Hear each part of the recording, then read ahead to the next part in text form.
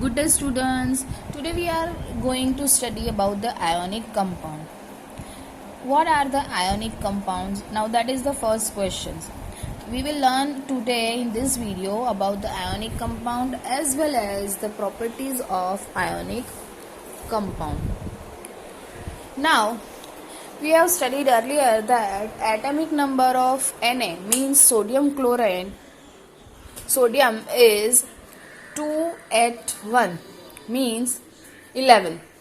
Atomic number of sodium is 281 means 11.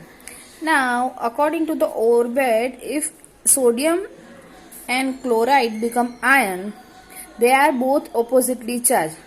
So they attract each other and help by strong electrostatic forces for attraction to exit as sodium chloride. Now here it should be noted that the sodium chloride does not exist as a molecule but aggregates of oppositely charged ions.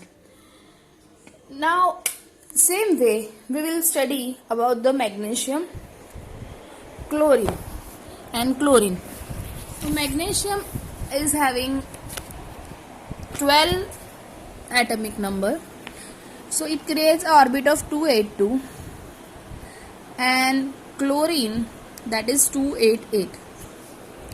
Now Mg is related with Cl, so that is MgCl2.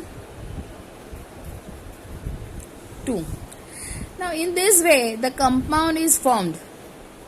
So we can say that the compound formed in the way that they transfer the electron from metal to non-metal, they are known as ionic compound or equivalent compounds. Again I am repeating that the compound formed in the manner by the transfer of electrons from a metal to a non-metal are known as ionic compound. As we have seen in this Na and MgCl chart, sodium chloride and magnesium chloride chart. Now the next point is, how can we identify that these are the ionic compound? So we have to study about the physical nature of ionic compound. Physical nature of ionic compound are solid and are somewhat hard. Why it is so? Because the strong force of attraction between the positive and negative ions makes them harder and harder. These compounds are generally brittle and break into pieces when a pressure is applied. When we give a pressure, it is broken into pieces. Now the melting and boiling point of ionic compound is high because when the two positive and negative ion, when two ions, that is positive and negative, makes a bond that is quite strong and they attract in such a way that for breaking them we have to use high melting and boiling points. It requires high melting and boiling point. So the ionic compound have melting and boiling point both at a higher level because they required a lot of energy to break their strong interionic bond or interionic attraction. Now the third property of this ionic bond are solubility. Electrovalent compound that are generally soluble in water and insoluble in solvent such as kerosene and petrol.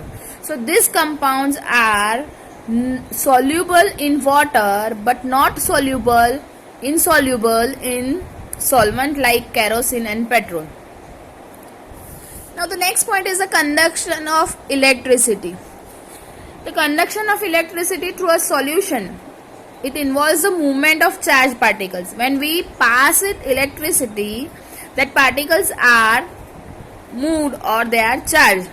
A solution of ionic bond in water contain ion which moves to the opposite electrode when electricity is passed through the solution. So the ionic compound in the solid state do not conduct electricity. Why? Because movement of ions in the solid is not possible due to the rigid structure.